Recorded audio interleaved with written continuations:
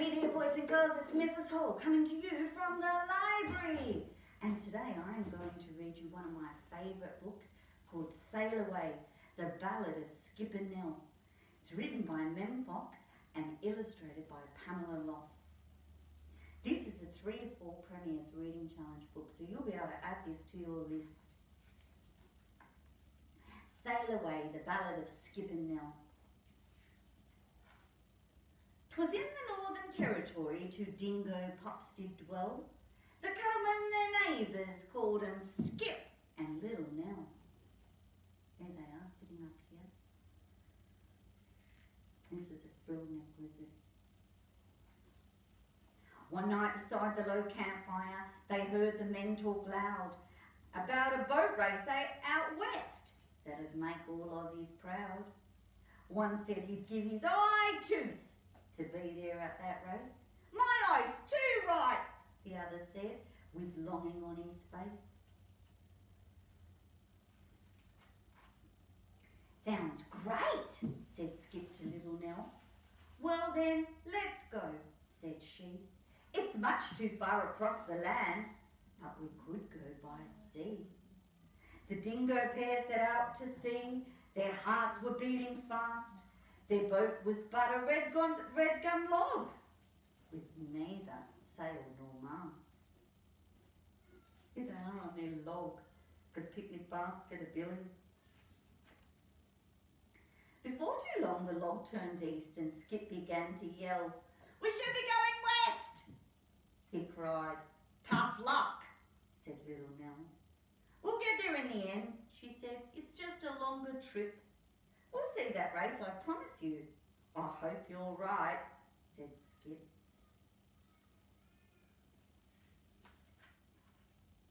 They travelled up and around and down, and then at last they pulled in to happy Queensland Sunshine State to visit kith and kin. They made a friend while they were there, an old cane toad called Clyde. "I've heard about the race," he said. "Would you give me a ride?"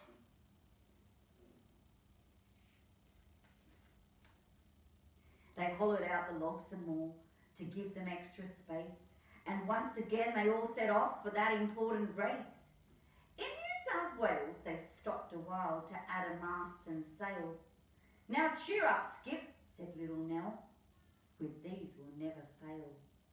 And you can tell they're in Sydney because there's the Opera House, Centre Point, and the Harbour Bridge. They took on board a cockatoo. "Let me go!" she cried. So Skip and Nell and Clyde and Bird sailed upon the tide. "It's hopeless, Little Nell," said Skip. "We're travelling much too slow. We'll never get to Perth on time. We'll miss the whole show." "Now, Skip and Nell, enough of that. Of course we'll get there, mate, if we design a bigger boat, and then we won't be late." Their next stop was Victoria, where near the Yarra Blue, a wombat friend whose name was Ben decided he'd come too.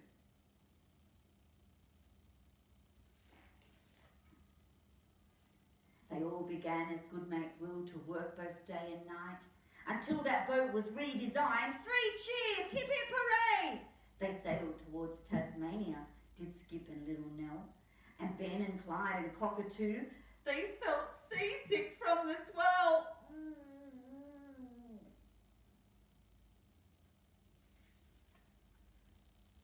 'Twas there a Tassie devil rare, named Rupert, leapt aboard. "I want to join your famous crew and see that race," he roared. "We'll need another sail," said Nell.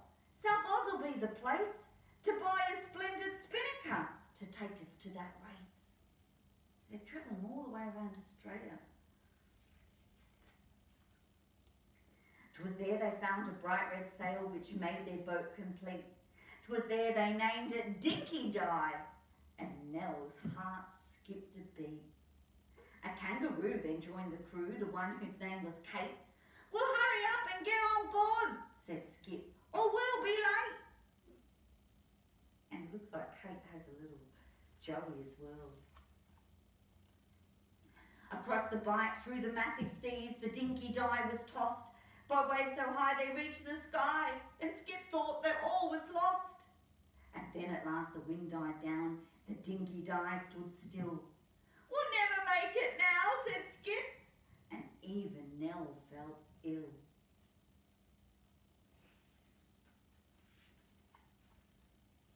But friendly dolphins passing by gave them a helpful shove. They pushed the boat right on to Perth while Cocky flew above. "Ah, be quick, be quick! Ah, the race has just begun!" "Ah, stone the crows," yelled little Nell. "I've never had such fun."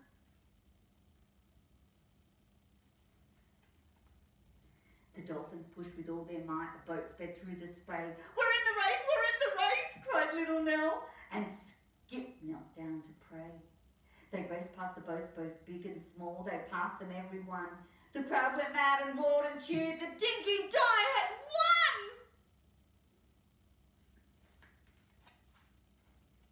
Now, that all happened long ago, but I remember well. The day the boat race far out west was won by Skip and Nell. What a great story. This book was published by Scholastic and has been around for quite a long time, actually. I'll tell you, it was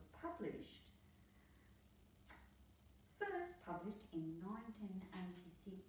And when I was first starting to teach, I loved reading this book. One of the classics. Hope you enjoyed it. See you, everyone. We all miss you.